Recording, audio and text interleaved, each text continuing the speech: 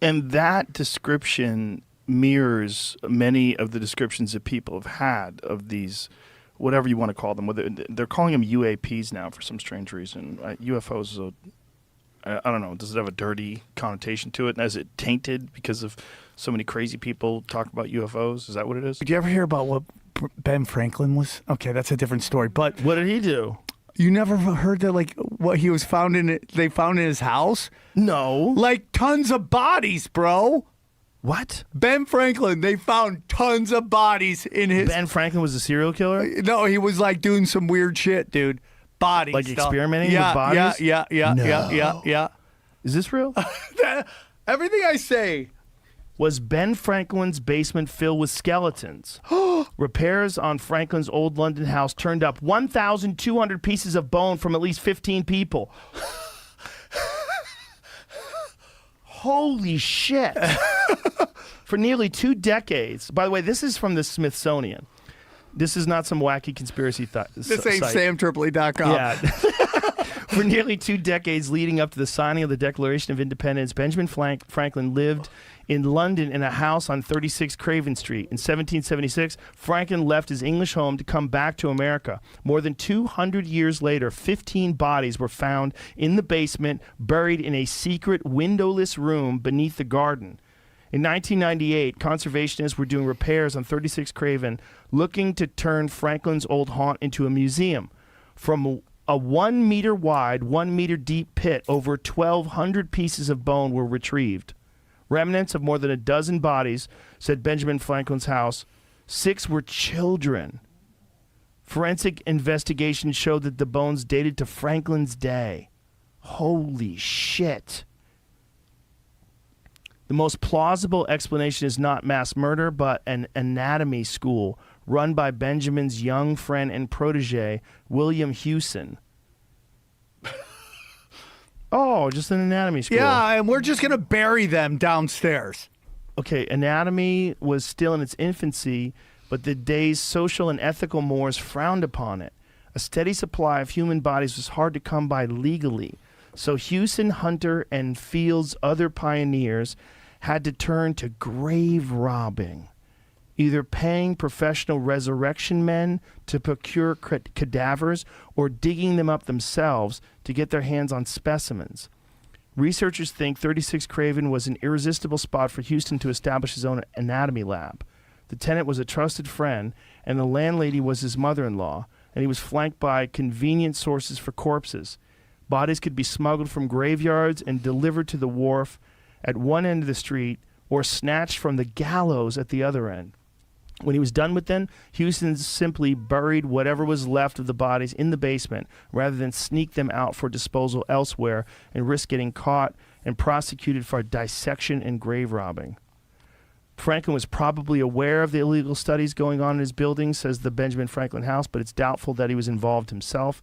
Still, we can't imagine that, curious man that he was, he didn't sneak down and check out the proceedings at least once or twice. Of course he did. Could you imagine if you're my friend and we live together and I say, Sam, what are you up to? You're like, bro, we got to find out how people work, and there's only one way to do it. We got to look at bodies. Whoa, how are you going to do that?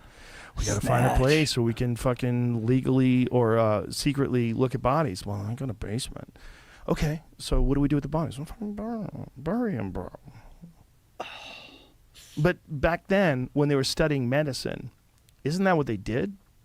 Like, all those people that like studied anatomy back then, how did they, if it was illegal to study anatomy, if it was illegal to study bodies, how else would they find out how anatomy worked? That seems weird, but who knows? They had weird laws back then, but... It does seem weird, but it makes sense, right? Because if they had never studied anatomy before, and then all of a sudden it came along and like, well, we got to fuck up your grandpa. Right. We got to carve grandpa up like a turkey to find out what makes people tick. You know?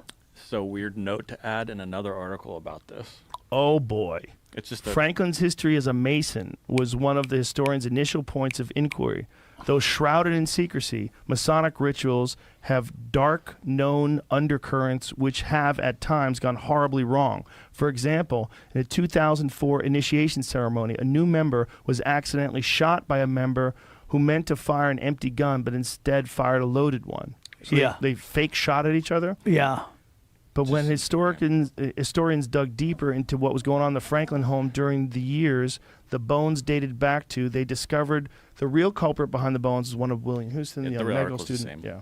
They're basically saying the same thing. We had dinner together in London, and you were speaking about research that's being done on dimethyltryptamine. Yeah. Can you talk about that? Well, that's happening at Imperial College, and I recently attended an event just a few weeks ago with several of the volunteers in that project. And what's happening is they are legally being given DMT at Imperial College, which is one of the leading research institutes in the UK. And for the first time ever, they're not looking to find out what are the possible therapeutic outcomes of this. They're actually looking at the experience itself. It's very well known, anybody who's used DMT, I've used DMT multiple times, is going to have entity encounters. They're going to meet entities who may sometimes look very weird. They may be part animal, part human in form. They may be almost formless, but yet they speak to you, they communicate with you. And of course, the mainstream attitude, this is just rubbish, this is just your brain on drugs. Well, Imperial College, they're now testing that view. And what they're finding is that and something else, DMT, as I'm sure you know, Joe, is a very short-acting experience when you smoke it. It's about 12 minutes, maybe less. You're in there, you're plunged into a completely convincing, sometimes terrifying parallel reality. It's so confusing, you hardly know what's going on, and then you're out again. But you come out with a feeling that something's been downloaded to you. In Imperial College, they found a way to keep people in the peak state of DMT for an hour. They're delivering it through drip, through timed release, and they're keeping the volunteers in an hour in that state. So they have time to find their way around the DMT realm that they find themselves in. And the astonishing thing is that these volunteers, both men and women, are all coming back with accounts of meeting the same entities and the same world. And it has to raise the question, and I know Rick Strassman has been on your show. And kudos to Rick Strassman, because he was really the first scientist to work with DMT and human volunteers at the University of New Mexico. Rick Strassman is open to the idea that what happens with DMT is that it alters the receiver wavelength of the brain, and that it allows us to gain access to other realities, that these encounters are not unreal, that they're real, but they're real on a level that we can't experience in a day-to-day state of consciousness. We have to be in an altered state of consciousness in order to experience them. And ultimately, the aim of this project is to map the DMT realm. You know, we talk a lot about extraterrestrials and ETs and making contact, and I'm sure the universe is filled with life, and it would be a very good thing to have the tech to make contact, or perhaps not a good thing, with all those other life forms in the universe. But right there in the DMT experience, inside our own heads, we have the opportunity to encounter another world, another realm, entities who are very different from ourselves and who have teachings to give us. And I think we should be spending a lot more research funds on exploring those experiences and finding out what's going on, rather than zooming off to other planets. Let's do both, but let's make sure that we understand that consciousness is an enormous mystery, and at the level of consciousness, DMT opens up literally a parallel world. And there's a nexus here with quantum physics, and with the notion of parallel realms and parallel realities. Maybe we can actually access them. Well, the work at Imperial College ultimately is going to come up with some answers on that. I think that Atlantis, because surely that wouldn't have been necessarily the name just through like the change of language, you know, over, let's say 12, 13,000 years ago, which would be the time frame. So like surely there would be several different changes of language, but I think it represented a civilization that was doing great things. They were more global than what many people think would be possible. Atlantis was said to be a kingdom made up of, or an empire, made up of 10 kingdoms.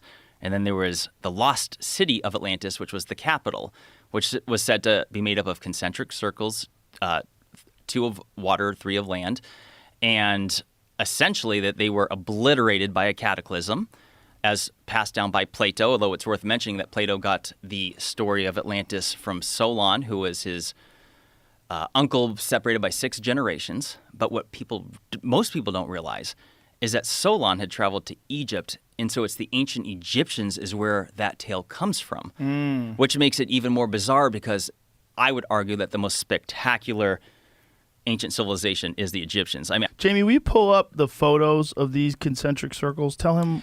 yeah, the Richat, R-I-C-H-A-T. It's worth mentioning he's that. got it already here. Yeah, in the Now- first couple, I just want to say it's Richat. I used to call it Ricot. I was mispronouncing it. But let me ask you this, Joe, real quick. When you saw my video, was that the very first time you had ever seen this thing Yes, before? yeah. That's the thing. So many. When I first saw this, I was like, what the fuck is that? By the way, you see that white? All those white blemishes? Uh-huh. That's salt.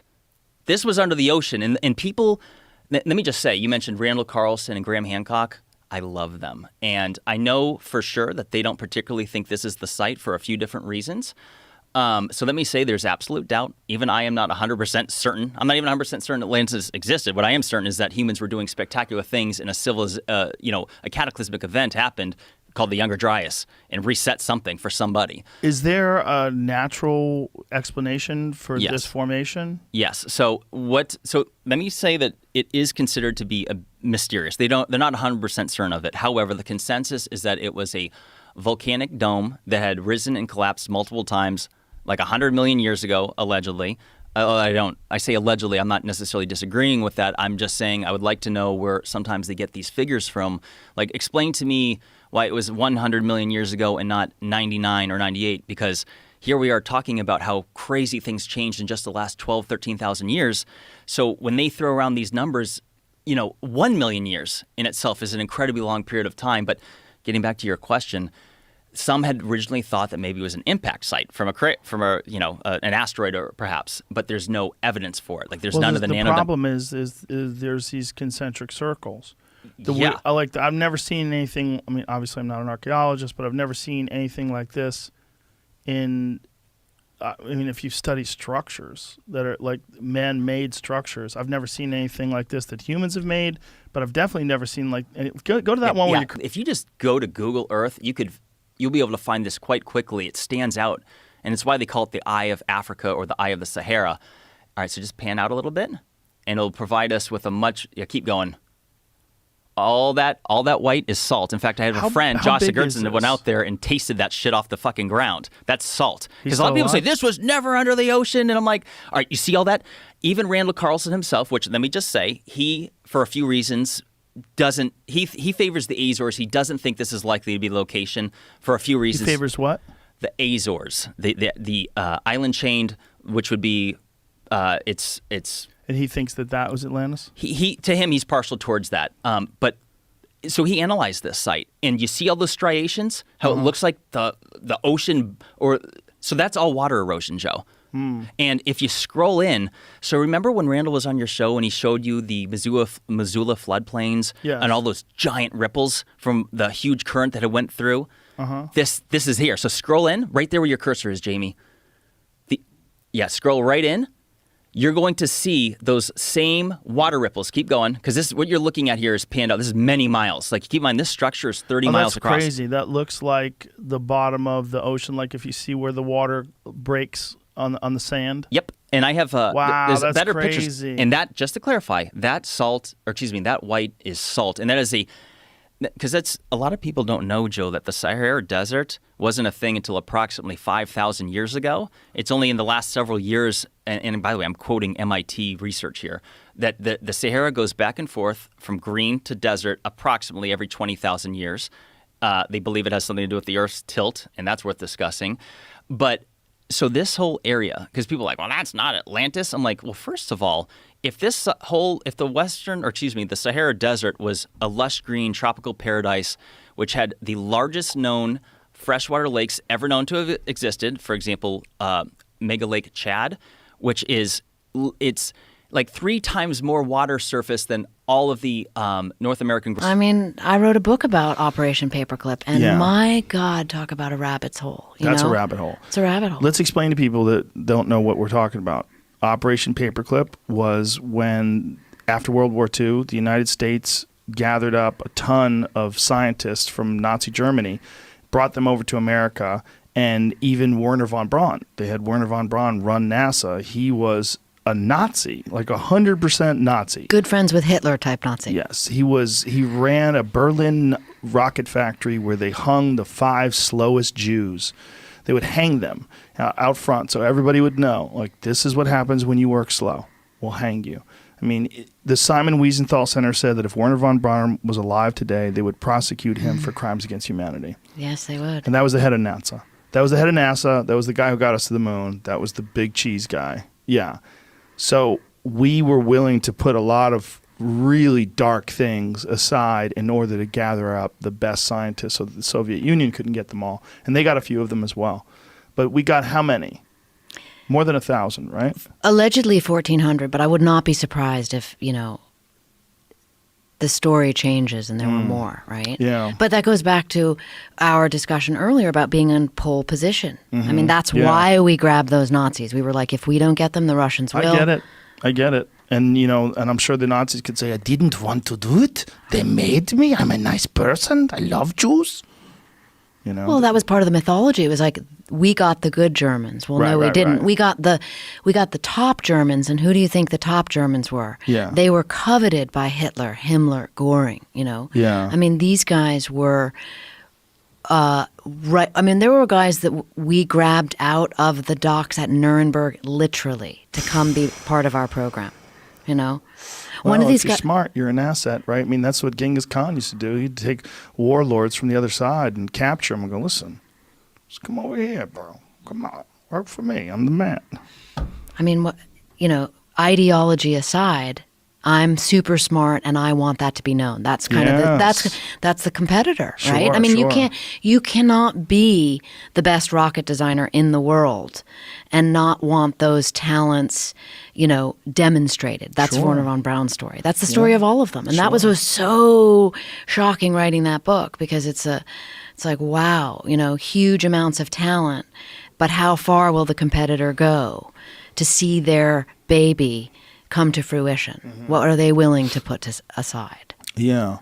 Did you pay any attention to the other places where Nazis went when they escaped Germany, like Argentina in particular? Have you ever seen any of that stuff? Where they have entire German towns down in Argentina. Right? They do Oktoberfest down there. They wear lederhosen. They drink out of steins. It's crazy. They speak German. And you're like, what the fuck is this? Like, my friend Tim Kennedy went down there, and he said he was literally talking to people, interviewing people, and they had photos of SS soldiers on their wall, and they would talk about how grandfather was a hero, and they're like, like, you're the descendants of escaped Nazis. And they put together a town down there. I mean, the way the Nazis were able to flee is I can't read enough of that. I mean, that's what Jamie and I were talking about. It's like, dark. Oh my God. And it's endless. I mean, there's so, the ones that there was a famous guy that we got. He was the Surgeon General of the Third Reich. I mean, think about that, okay? Dr. Walter Schreiber. I mean, he was such a bad dude. He was in charge of the vaccine program. I mean, you just put those words together and your mind goes really dark, right? But we wanted him because he was an expert in vaccines. And we brought him to the United States. He was the only Nazi I found of the ones, the paperclip scientists who came here, that was actually outed, right? He was outed as a Nazi. And that's because one of the investigators at the Nuremberg trials recognized him. Oh, Jesus. And he's the only one we got out of here. And guess where he went? Argentina. And lived out the rest of his life there. The show was called Finding Hitler. They were trying to find evidence that Hitler somehow escaped. It was really a bullshit premise to the show. But what was interesting is that there were thousands and thousands of Nazis that made it to Argentina and set up shop. It's throughout South America. There's a lot of Germans down there. It's kind of weird. If you can imagine me on book tour of like the kind of questions I get, because we're talking, right? Having written books about Area 51, Nazis, right? Jesus. Assassins. How are you still alive? People, I mean, just last night I was at a book giving a signing, and people are like, "Is Hitler really dead?" Oh, God. I mean, that, right? What if he was alive? He'd be the old. Nice to meet you, Brian. Nice to meet you, Joe. Pleasure to be here. You're one of 4 or 5 people that I've talked to that have seen something that might be from somewhere else. It's always weird when you talk to someone that may have seen something that. Wait, let's just first, before we even get started, please tell people your credentials, what your background is. Sure. So, my name is Ryan Graves. I have an engineering degree, mechanical and aerospace engineering. I promptly left doing that to go fly F-18s for the Navy as soon as I graduated college. Did that for about a decade, both operationally in combat as well as in an instructor role, teaching the new students. And, we did witness something while we were flying in our jets, but, we were doing it we witnessed it in the context of our just everyday flying in our missions. And what year was it that you witnessed this? So we started seeing these in 2014 was the earliest that I know. 2013, late 2013, early 2014. And could you describe what was the very first experience? Yeah, so for me personally, the experience was simply just flying out to the area like I would any other day. And instead of seeing an empty airspace with just my wing person or another squadron doing something in a different block, there were all of a sudden a lot of different radar contacts, which is immediately a problem because, we could be hitting one of those or someone working in our area. And this was happening because we upgraded our radar the best we could tell. We were in a earlier radar called the APG-73, and we had come back from deployment. We entered a maintenance phase, it's called. We kind of do a little bit less flying, upgrade the jets if we need to, do any long-lasting maintenance, and we upgraded to the APG-79, which was a much better radar. And what is the difference in the capabilities of the upgraded radar system versus the original system? Mm-hmm. So, kind of practically speaking, it's like going from an analog TV essentially to like an OLED. It's, a digital modern tool compared to more of like an analog classical radar that has more limited range and has less ability to track multiple targets and things of that nature. So just generally speaking, we would expect to see, more objects if there were any out there or smaller objects, but there shouldn't have been any objects out there. And so how far offshore are you when this is all going down? Our working areas start about 10 miles off the coast, and then it goes out 100 or 250 miles or so, though we don't usually use those far eastern areas. But we would only see them over the water. So they would really only be in our working areas, maybe slightly, in between the working area and land, but never over the land. Sometimes over the bays that are in the area that are quite large, but never just kind of zooming west over land or anything like that. We would see them being flat, too. We'd see them perfectly stationary up there, regardless of the wind. Really? Mm-hmm. Yep. Wow. So what kind of wind are you talking about? Oh, gosh. I mean, at altitude, you can have anywhere up to 100, 120 knots of airspeed. What is that in miles per hour? It's about 100, 130, 140 miles an hour. So they're completely stationary with a 140 mile an hour wind. Correct. How would something do that? It's confusing to me as well. Even if we had something that could just burn that much energy, right? Like if you had a sphere surrounded by little rockets, right? Just imagining something right now. Okay. And if you wanted to keep that perfectly stationary, right, against gravity, you could just fire all the rockets at the bottom really fast and hopefully keep it flat, right? Right. It's going to have tiny little variations. And then if you have wind hitting it and all this, you could potentially have those rockets try to counter it, but it would never be perfectly still in winds like that. Because the wind's not perfectly still either, right? Exactly. It changes and varies. It does. So it's almost like it's the wind. It's not even really fighting the wind, it seems. It just seems like it's just there in a way. Wow. There were two aircraft from my squadron, VFA 11, and they flew, took off as a flight of two. That means they're essentially flying in a formation like this. And as they hit the area, one of these objects went right between the aircraft. The lead air crew saw the object. The Dash 2 aircraft crew did not, which is not surprising because they're usually, you're very focused on flying formation. You're just staring right at that aircraft. The lead really has actual leeway to look around. So he saw it, and, he immediately came back. I have to assume he didn't have it on his radar because he wouldn't have flown through this object at the entrance point. He turned around, flew back, landed, and I was in the ready room when he come back, and he had all his gear on, which typically is not a good thing because you want to get that stuff off as fast as possible. So usually means there's a problem of some nature, and he was just sitting there saying, "Hey, I almost hit one of those damn things." And we all knew what he was referring to, even though we didn't necessarily have a name for it, just because we were seeing these so much. And he described it. He described it just as a black or dark gray cube, and that cube was inside of a clear or translucent sphere. And essentially, the apex or the corners of that cube, best he could tell, were touching that inside of that sphere.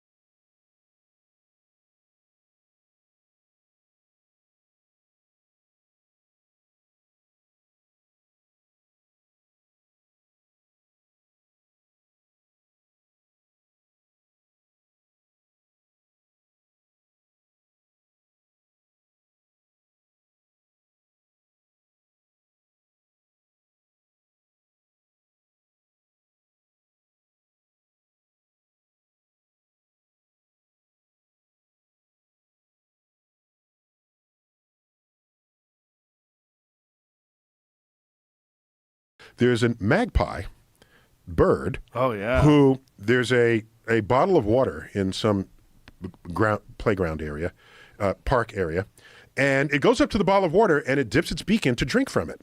Okay, here it is. See it? Yeah. Okay, it goes in and drinks from it. To watch. It's going to drink. But the problem is there's a limit to how far its beak can reach inside of it. So it gets a stone that fits inside the bottle, which raises the water level so that its beak can continue to drink from it. Yeah. This is some Archimedean crazy stuff going on. It really is. The magpie, by those in the know, is ranked among the smartest of birds. And this is doing something I think humans wouldn't even think to do. Probably many humans. Right. Yeah. Right. And so do you remember, how did they teach you where humans were in the tree of life when you were in school? Like we were the smartest or the biggest brained? Well, how did they describe it to you? Yeah, we're the top of the food chain. Okay. And what did they say about our brains? Just tell me in your... Well, it's the size of our brains that makes us so superior. Okay, then you look at a magpie. Yeah, but dolphins' brains are bigger. So Yeah, 40% larger. Okay, so then therefore what is, whale brains are bigger. So Yeah. So then how do they, if there are other animals with bigger brains and we want to stay at the top, what do they say about those other animals? I don't know. What do they say? No, I'm saying, okay, so you know what they did? They say they're inferior? So no, What do so what they say? did was they say, oh, no, we don't have the biggest brain. Oh, but brain to body weight ratio, then we're the highest. Okay? Is that accurate with dolphins? Yes. So because they're bigger, much bigger creatures than we are. Mm-hmm. And when you divide the weight of the brain by the weight of the body, we win. Right. We beat out whales, we beat out dolphins, we beat out elephants. Then there are those who are fans of those say, well, you want to do it lean weight because the dolphins and the whales have a lot of blubber, and that's not, the brain is not having to control the blubber. So cut away the blubber, that boosts them, but they're still not as high as us. So we walk away saying, we're at the top. However, what they did not say, which I had to, 40 years later, I learned this, that we do not have the highest brain to body weight ratio among animals, only among mammals. The magpie has a higher brain to body weight ratio than humans do, as do all other mid-sized birds, like crows, owls, eagles, these folks, okay? All have a higher brain to body weight ratio than humans do. So that rule that put us at the top was specifically for mammals. And I'm angry that I didn't think to hear how specific that was when I was taught that in 8th grade. Well, Okay? isn't our understanding of like crows using tools very recent, like within the last 100 years? All I can tell you is any animal that we have ever got to study in more detail than we previously did has shown to be more intelligent than we ever gave it credit for being. Yeah. And you know who has the biggest brain to body weight ratio of any creature on Earth? Who? Some species of ants. Really? 15% of their body weight is their brain. And it's kind of obvious. Some of them, like the whole front section is their head. Right. It's kind of, in retrospect, it's kind of obvious. And ants are very busy doing some complicated things, and we don't know what they're doing. Especially leafcutter ants. They're busy, carpenter ants, leaf-cutting ants, and cross over into termite land. I don't know how big their brains are, but they're busy building stuff. And they work in communication with each other And they somehow. communicate.